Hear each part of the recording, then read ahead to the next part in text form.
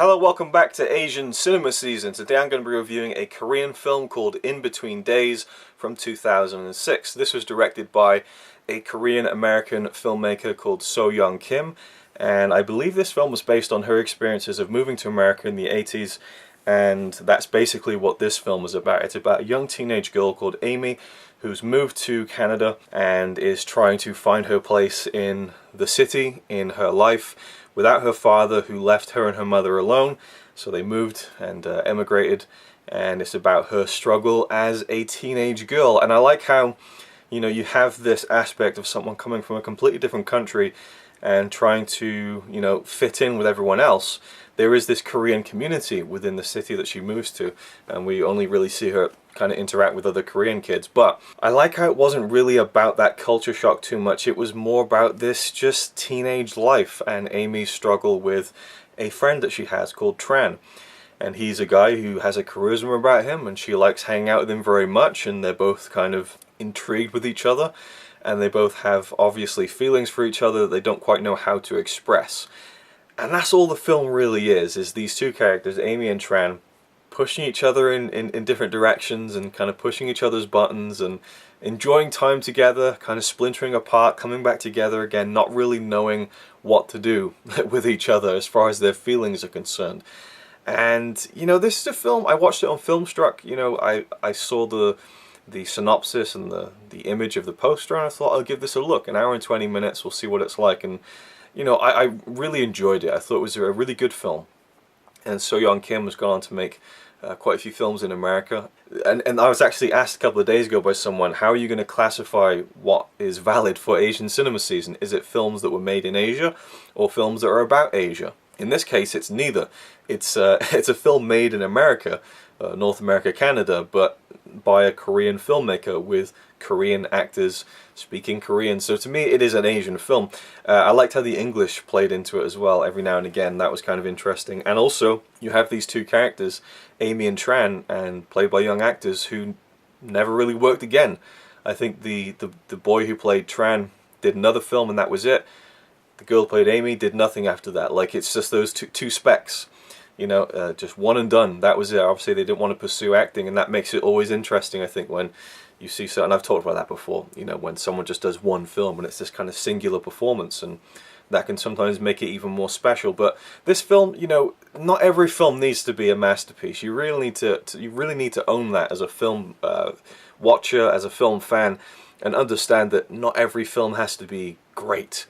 You know, I mean, it'd be great if every film was a masterpiece, but then you'd just be, you know, it's that if everything is awesome, then nothing is awesome. You know, you need those kind of really good films to kind of just stagger it out a bit and space out the great movies that you watch. And this was, I think, perfect for what it was supposed to be. Just this kind of really intimate character study. One thing I didn't like to begin with was how much So-Young Kim shot this in close-up. Like, it almost felt uncomfortable in the first 20 minutes of the film, how intimately the camera was placed in Amy's personal space, so close on her face, and just really lots of close-ups in the film. I soon kind of grew acclimatized to it and kind of got used to it, but I did think that it kind of was a bit too much too soon, almost.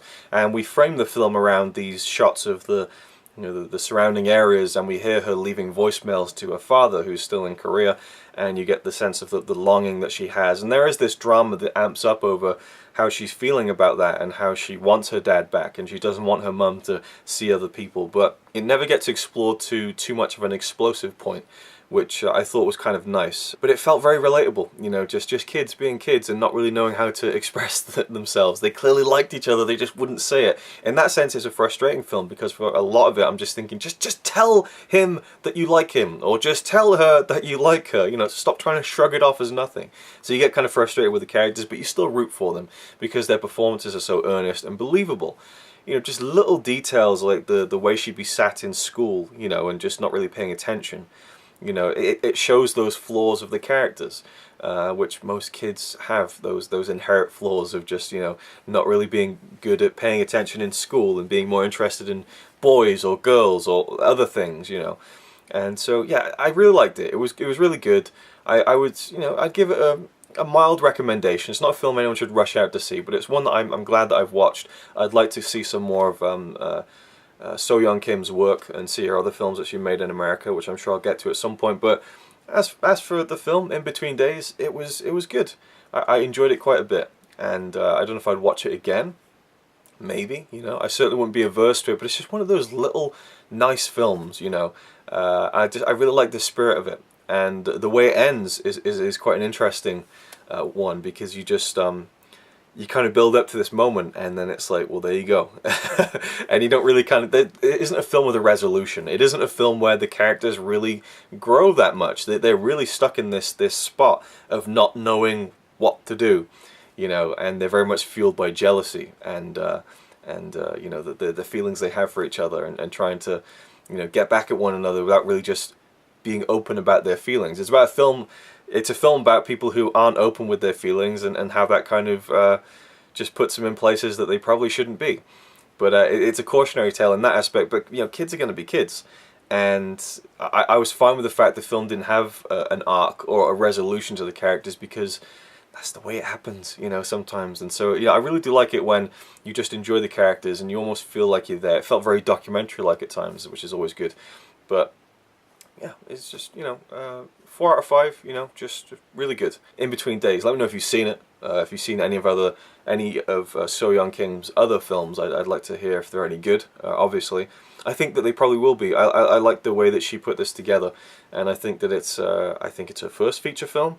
And so, to me, it feels like one of those kind of promising first feature films, which is always interesting to look at with a director who potentially goes on to do better things. So I've definitely invested in seeing more of her work as a director for sure. So there we go, In Between Days. Thank you for watching. I'll see you in the next one. He's alright by me.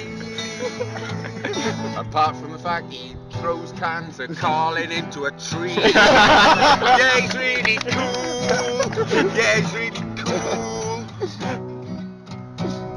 But he's not quite as cool as you.